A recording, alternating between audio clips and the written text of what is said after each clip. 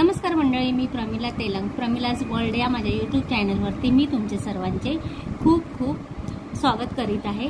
पाहू शकता तुम्ही इथे मी रताळ्याचा शिरा बनवलेला आहे। खूप छान लागतो, खूप चविष्ट व स्वादिष्ट असतो आणि उपवासाला शक्यतो हा केला जातो। तर तुम्ही उपवास करत असाल किंवा नसालही करत तरी तुम्ही ही रेसिपी माझी बघा आणि नक्की करून खा। धन्यवाद। इथे मी कुकर घेतलेला आहे। आपल्याला कुकरमध्ये रताळी उकडून घ्यायची आहे। त्यासाठी मी इथे 1 ग्लास पाणी घातलेलं आहे आणि रताळी पहिले स्वच्छ पाण्याने मी धुवून घेतलेली आहे।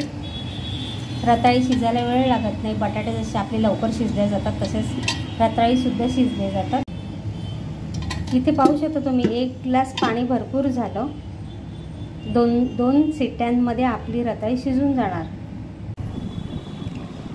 पाहू शकता इथे ना आपली रताळी चांगली उकडलेली आहे। हे बघा, अशी याची ना सालं काढून घ्यायची। हे बघा, अशा प्रकारे आता आपण हे सर्व रताळी किसून घेऊया। नुसती रताळी पण तुम्ही उकडून खाऊ शकतात नाही का। आणि रताळ्याला कसा थोडा स्वतःचा शरीराचा तो हे असतो ना, त्याच्यात गोडवा पण असतो।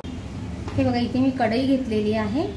त्यामध्ये ना आपल्याला थोडं तूप घालायचं आहे। हे बघा, ते आपलं ना तूप चांगलं तापलंय आणि त्यामध्ये आता आपल्याला हा किसलेला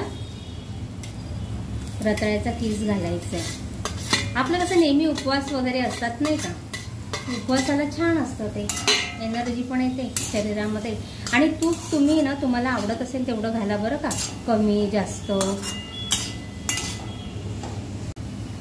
हे बघा, रताळी आपली ना तुपामध्ये चांगली परतून झालेली आहे। त्यामध्ये मी 1 वाटी इथे दूध घातलेलं आहे।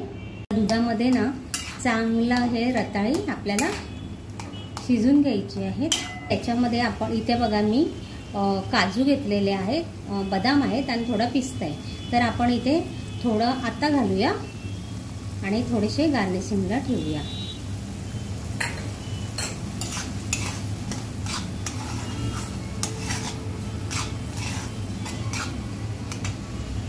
इथे बघा मी 2 ना आपले टीस्पून साखर घेतलेली आहे, कारण रताळी कशी गोड असतात ना, मग जास्त गोड नको। तुम्ही म्हणजे तुम्हाला गोड आवडत असेल त्या प्रमाणात साखर तुम्ही घेऊ शकता।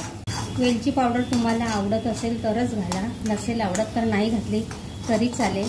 तरी पण रताळ्याचा शिरा खूप छान लागतो।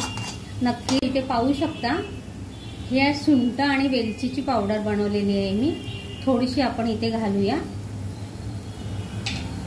हे बघा, आता आपला हा शिरा तयार होत आलेला आहे। वेलची पावडर तुम्हाला आवडत असेल तर घाला, नाही नसेल आणि पिस्ता। हे बघा, रेसिपी आवडली असेल तर लाईक करायला विसरू नका।